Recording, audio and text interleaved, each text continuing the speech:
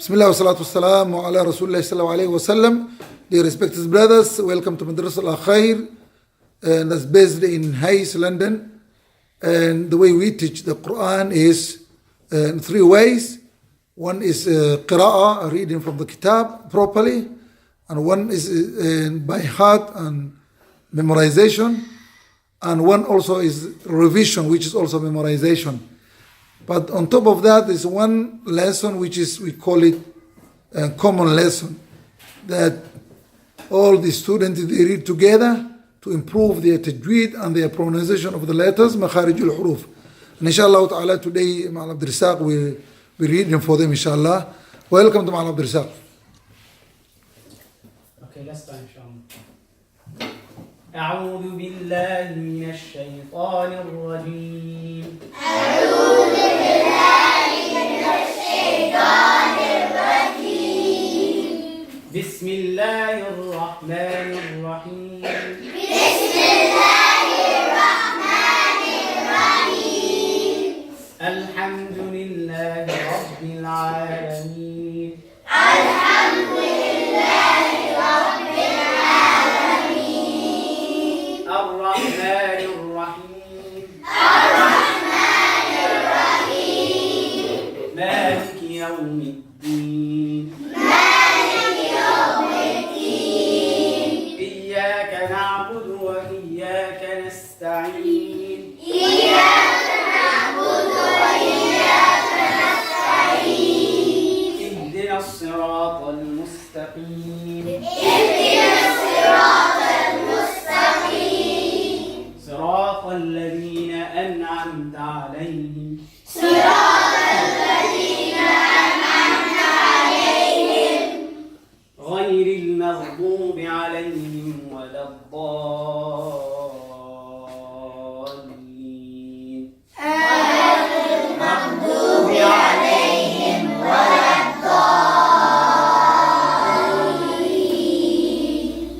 بسم الله الرحمن الرحيم بسم الله الرحمن الرحيم قل أعوذ برب الناس قل أعوذ برب الناس ملك الناس ملك الناس إله الناس إله الناس من شر الوسواس الخناس من شر الوسواس الخناس الذي يوسوس في صدور الناس الذي يوسوس في صدور الناس من الجنة والناس من الجنة والناس بسم الله الرحمن الرحيم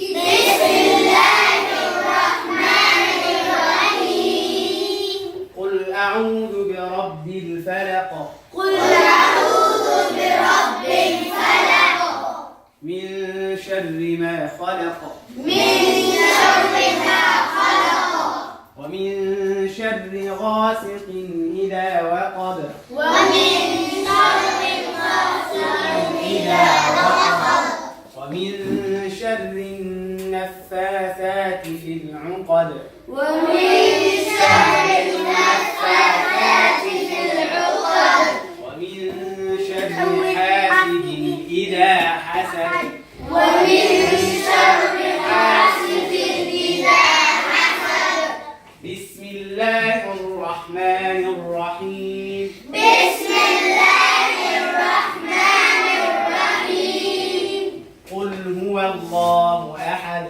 قل هو الله أحد الله الصمد الله الصمد لم يلد ولم يولد لم يلد ولم يولد ولم يكن له كفوا أحد ولم يكن له كفوا أحد صدق الله العظيم صدق الله العليم ما شاء الله, بارك الله فيكم, جزاكم الله خير الجزاء. مع رزاق الله سبحانه وتعالى reward you with the best reward.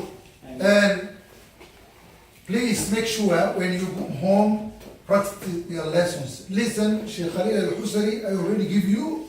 Make sure you read it after him and you learn it properly. This is what the pronunciation of the letters is very important in Quran, Tajweed. Now everybody has got your lesson of revision, your lesson of memorization, both of them by heart, and one qira'ah from the kitab, you read from the kitab and you learn it properly. But this group studies is to improve your tajweed, inshallah ta'ala, and also makharij al-huruf. Please make sure some of you don't listen at all when you go home. Okay. Barakallahu feekum, jazakumullahu khair jazak. Assalamu alaikum wa rahmatullahi wa barakatuh.